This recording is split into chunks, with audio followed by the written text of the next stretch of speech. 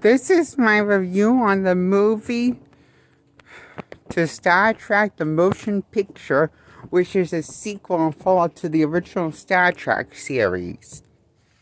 It's called Star Trek II: The Wrath of Khan. I give this a 10 out of 10.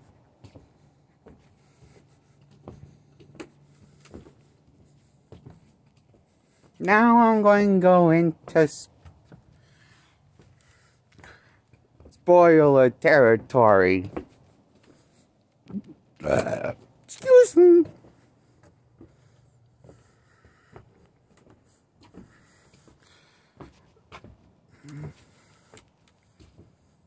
Just gathering my thoughts.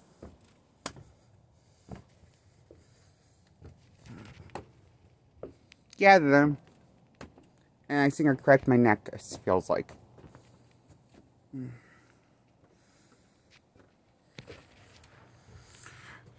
So, The Wrath of Khan works as well as a sequel to Star Trek, as well as a standalone, his own standalone movie, okay?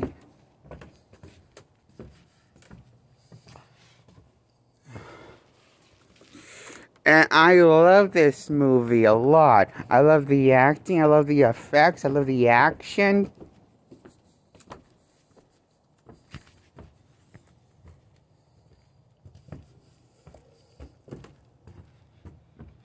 I love it.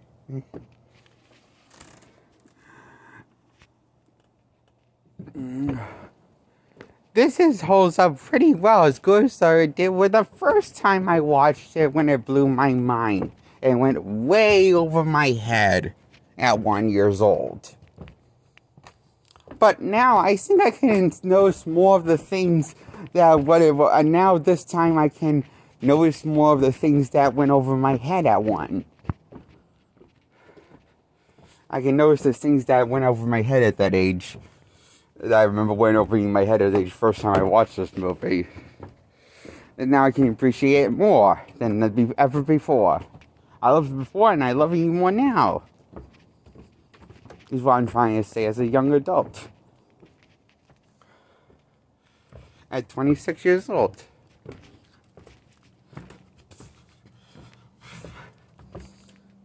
And did I mention that this was my first introduction ever to my first ever Star Trek content I ever watched was Wrath of Khan. This wasn't just the first Star Trek movie I ever watched, it was the first Star Trek experience I ever experienced in my life. At that age, at 1 year old, at that point in my life. I didn't watch any of the shows before the Wrath of Khan, or any of the spin-off, or any of the Star Trek, anything. I knew nothing until I saw Wrath of Khan. I felt like I was opening up to a brand new world of possibilities. A wonderful world. It felt like amazing to me.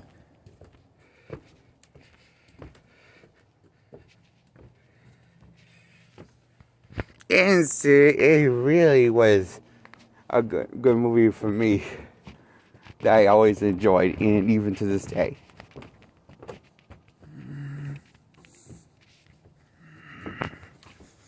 So, the Wrath of Khan is this villain. Khan is this villain who knows James Kirk, and people know who Khan is, and we don't know who Khan is, but some people know who Khan is, so even James Kirk knows who Khan is, and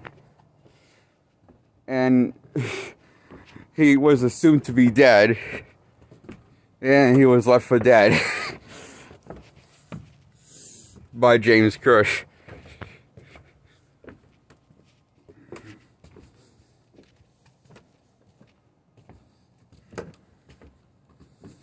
And Khan blames Kirk, Captain Kirk, who we used to go by Captain Kirk, but hasn't gone by Captain Kirk for years now. And now General Kirk goes by.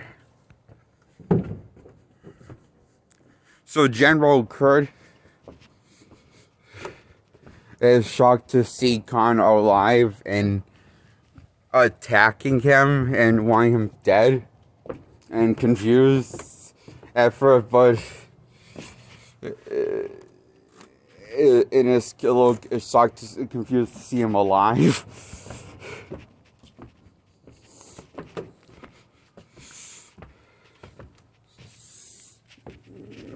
But once he knows who it is, after the first round, for the next 3 more rounds of going, he outsmarts Khan 3 times in this movie. He goes 3 rounds in a row, and which leads to Khan's demise and also his men's demise. They are doomed.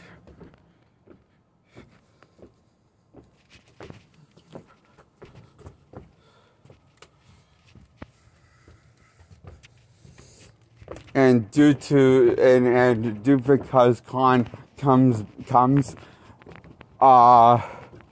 because everything's going on with the Enterprise and things are not really adding up about, like, nobody knows what Genesis is, and they have to play the fate of what Genesis is, but so it's the dilemma of Genesis, and Kurt is basically has to take the role of captain again as general. You know, he's the general now. So Captain eventually comes out. Captain Kirk eventually regains his youth and feels young again. Feels like he can live again, and feels like he feels good instead of feeling old and you know. So even though he won, it's Thomas a great. In the end, everything is all well and said in the end, and Kurt has won. It was Thomas a great loss of losing his best friend Spock, due to his heroic sacrifice of saving everyone on the Enterprise by exposing himself to serious radiation to stop Khan.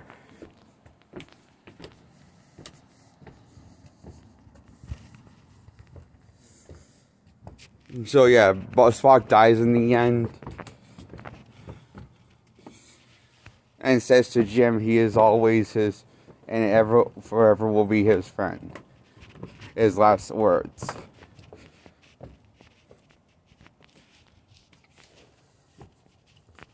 One of his few last words.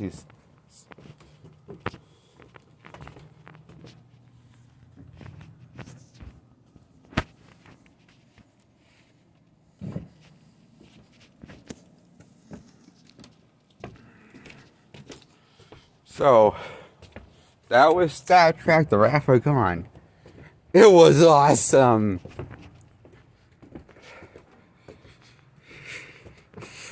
I love this movie.